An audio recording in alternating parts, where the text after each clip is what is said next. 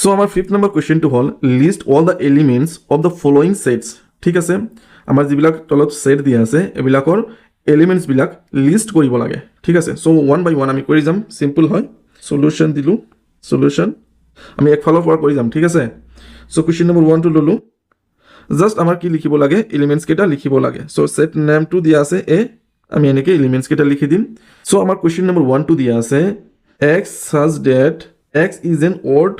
natural number কি আছে odd natural number হয় আমাৰ এক্সটো দেন এলিমেণ্টছবিলাক কি হ'ব চ' আমাৰ এলিমেণ্টছবিলাক হ'ব অড নেচাৰেল নাম্বাৰ চ' 1 হ'ব ঠিক আছে 3 হ'ব ঠিক আছে 5th হ'ব ঠিক আছে 7 হ'ব ঠিক আছে 9 হ'ব ঠিক আছে এনেকৈ গৈ থাকিব ঠিক আছে তো সেট আমাৰ কি হয় সেট এড এলিমেণ্টছ কেইটা কিন্তু একেইটাই হয় অনলি অড নেচাৰেল নাম্বাৰ ঠিক আছে সলিউশ্যন হৈ গ'ল দেন আমি ল'ম কুৱেশ্যন নম্বৰ 2 কুৱেশ্যন নম্বৰ 2 কি আছে set B X such that X is an integer কি আছে ইয়াৰ ৰেঞ্জ দিয়া আছে কি আছে x2 হ'ল greater than -1/2 and less than 9/2 ঠিক আছে চ' আমি ইন্টিজাৰ কেইটা উলিয়াম চ' ফাৰ্ষ্টত আমি কৰি লওঁ ছাপ'জ -2 হাফ দিয়া আছে চ' আমি কেনেকৈ লিখিব পাৰোঁ -0.5 ঠিক আছে আৰু দিয়া আছে কি আমাৰ 9/2 চ' ইয়াত আমি কেনেকৈ লিখিব পাৰোঁ 4/5 ঠিক আছে দেন আমাৰ যি এলিমেণ্টছ হ'ব এলিমেণ্টছ কেইটা কি হ'ব মাইনাছ হাফতকৈ ডাঙৰ হ'ব আৰু কি হ'ব 4.5তকৈ সৰু হ'ব মানে স্মলাৰ দেন 4.5 ঠিক আছে চ' ইয়াত আমি কি লিখিব পাৰোঁ ছাপ'জ আমাৰ -0.5তকৈ ডাঙৰ কি হ'ব ইয়াত কি থাকিব 0 থাকিব 1 থাকিব 2 থাকিব 3 থাকিব এণ্ড 4 থাকিব ঠিক আছে চ' 0ৰ পৰা 4 লৈকে আমাৰ এলিমেণ্টছ কেইটা থাকিব চ' ইয়াত আমি চিম্পলি দি দিম B set name is B curly bracket then 0 1 2 3 4 ঠিক আছে তোমালোকে কিন্তু যেতিয়া নোটছ বনাবা এই বস্তুখিনি কিন্তু মই যিখিনি লিখিছোঁ ছাপ'জ এইখিনি বস্তু ছাইডত লিখি থ'বা যেতিয়া ৰিভাইজ কৰিবা তেতিয়া কিন্তু মনত পৰিব যে এনেকৈ বস্তুটো মানে ওলোৱা হৈছে ঠিক আছে ফাইন কৰা হৈছে এনেকৈ চ' তোমালোকে এইখিনি বস্তু লিখি ৰাখিবা মই কিন্তু ৰাফ কৰি দিম কিন্তু তোমালোকে লিখি ৰাখিবা ঠিক আছে চ' নেক্সট নাম্বাৰটো হ'ল আমাৰ কুৱেশ্যন নম্বৰ 3 চ' 3 কি হ'ব চ' কুৱেশ্যন নম্বৰ 3টো দিয়া আছে আমাৰ কি set C X such that X is an integer কি আছে X square less than or equal to 4 ঠিক আছে এক্স কি হ'ব এক্স স্কুৱেৰ যিটো ভেলু হ'ব ভেলুটো 4 বা 4তকৈ সৰু হ'ব ঠিক আছে চ' এই কুৱেশ্যনটো যদি আমি চাওঁ ইয়াত কি হ'ব ছাপ'জ এক্স স্কুৱেৰ ভেলুটো কি হ'ব ছাপ'জ এক্স স্কুৱেৰ ভেলুটো হ'ব কি এক্স স্কুৱেৰ ভেলুটো হ'ব কি less than or equal to 4 ঠিক আছে চ' এক্সৰ ভেলুটো যদি আমি 1 লওঁ চ' 1 স্কুৱেৰ কৰিলে কি হ'ব 1 হ'ব 2 যদি লওঁ 2 স্কুৱেৰ কৰিলে কি হ'ব 4 হ'ব দেন এইটো ৰেঞ্জত আহি যাব 3 যদি লওঁ 3 স্কুৱেৰ কৰিলে কি হ'ব 9 হ'ব চ' এইটো ৰেঞ্জত নাহে বা 4ৰ ইকুৱেল বা লেছ দেন 4 কিন্তু নহয় দেন এইটো আমাৰ নহ'ব ঠিক আছে তাৰপিছত হ'ল আমি যদি -1 লওঁ -1 যদি লওঁ দেন 1 আৰু -2 লওঁ দেন কিন্তু আমাৰ ইয়াতো 4 হ'ব মানে less than or equal to 4 কিন্তু হৈছে ঠিক আছে আৰু যদি আমি 0 স্কুৱেৰ লওঁ দেন এইটোতো 0 হ'ব চ' আমাৰ এলিমেণ্টছ কেইটা কি আহিব ছাপ'জ ছেটছ নেম দিয়া আছে চি কাৰ্লি ব্ৰেকেট দিলোঁ -2 -1 0 1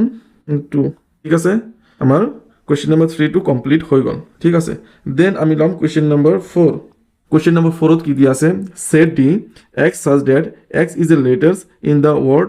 লয়েল ঠিক আছে চ' ইয়াতো চিম্পল হয় সকলোৱে জানা লয়েলত কি হ'ব জাষ্ট মই লিখি আছোঁ এল হ'ব অ' হ'ব ৱাই হ'ব এ হ'ব নেক্সট যেটো আমাৰ লাষ্টৰ যেটো এল আছে এলটো নহয় কিয় নহয় কাৰণ এলটো ৰিপিট হ'ব নালাগে যিকেইটা এলিমেণ্টছ হ'ব এলিমেণ্টছৰ ভিতৰত কিন্তু আমাৰ এলিমেণ্টছ কেইটা ৰিপিট হ'ব নালাগে ঠিক আছে চ' ৰিপিট সেইকাৰণে আমি ৰিপিট হ'ব কাৰণে দিয়া নাই চ' আমাৰ এইকেইটা ছেট হৈ গ'ল 4th নম্বৰ কমপ্লিট হ'ল তাৰপিছত হ'ল 5th নম্বৰ কুৱেশ্যন হ'ল আমাৰ কি set E X such that X is a month of a year not having 31 days ঠিক আছে কি হ'ব তেনেহ'লে আমাৰ কি মান্থ অফ এ ইয়াৰ এক্সটো কি হ'ল month of a year not having 31 days যিবিলাক আমাৰ মান্থ আছে 30 ডেজ বা 28 বা 29 ডেজ যিবিলাক ফেব্ৰুৱাৰীৰ হয় চ' সেইবিলাক মান্থৰ এটা ছেট বনাব লাগে চ' আমাৰ এলিমেণ্টছ কেইটা কি হ'ব চাই লোৱা চ' আমি যদি মান্থ কেইটা লিখি লওঁ ছাপ'জ মই মান্থ কেইটা লিখি লৈছোঁ ঠিক আছে ছাপ'জ আমাৰ কি আছে জানুৱাৰী আছে কিমান হয় 31 ডেজৰ হয় ফেভ আছে কিমান 28 বা 29 ঠিক আছে মাৰ্চটো কিমান হ'ব মাৰ্চটো 31 ডেজৰ হ'ব এপ্ৰিলটো কিমান এপ্ৰিলটো হ'ব 30 মে কি হ'ব মে হ'ব আমাৰ 31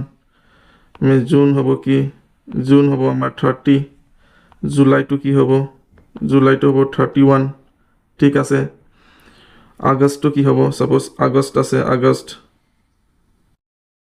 31 সেপ্টেম্বৰ কি হ'ব 30 তাৰপিছত হ'ব আমাৰ অক্টোবৰ সো অক্টোবৰটো হ'ব 31 ডেজৰ হ'ব নৱেম্বৰ হ'ব 30 ডেজৰ এণ্ড ডিচেম্বৰটো হ'ব আমাৰ 31 ডেজৰ সো আমাৰ এলিমেণ্টছ কেইটা কি হ'ব চোৱা সাপোজ সেট নেমটো ললো ই এলিমেণ্টছ কেইটা কি হ'ব আমাৰ জানুৱাৰীটো নহয় কাৰণ 31 ডেজ আছে ফেব্ৰুৱাৰীটো হ'ব ফেব্ৰুৱাৰীটো হ'ব ঠিক আছে তাৰপিছত মাৰ্চটো নহয় এপ্ৰিলটো হ'ব মেটো নহয় জুন হ'ব জুলাই নহয় আগষ্ট নহয় সেপ্টেম্বৰ হ'ব ঠিক আছে অক্টোবৰ নহয় নৱেম্বৰ হ'ব ঠিক আছে কাৰ্লি ব্ৰেকেট ক্লোজ আমাৰ কুৱেশ্যন নম্বৰ 5 ৰ এনসাৰটো কিন্তু হৈ গ'ল ঠিক আছে এইখিনি মই ৰাপ কৰি আছো এইখিনি দৰকাৰ নাই জাস্ট আমি এইখিনি লিখি দিলে কিন্তু আমাৰ কুৱেশ্যনৰ এনসাৰটো কমপ্লিট হৈ যাব ঠিক আছে সো আমি নেক্সট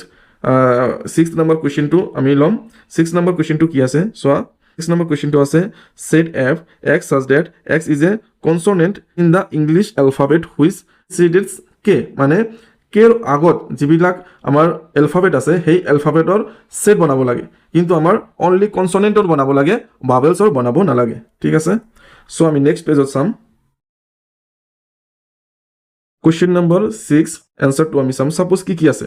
সাপোজ মই set name to f দি দিছো কি আছে আমাৰ up to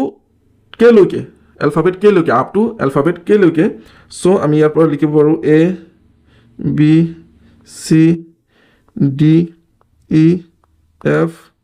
g h i j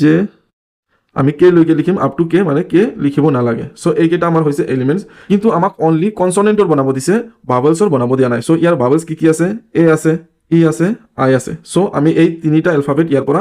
remove কৰিব লাগিব সো ইয়াত আমি এনেকৈ দি দিওঁ B C D F G H J so এইটো হ'ল আমাৰ ফাইনেল এনসাৰ ঠিক আছে এইখিনি লিখিছো জাস্ট তোমালোকক বুজাবলৈ যাতে বুজি পোৱা যে আমাৰ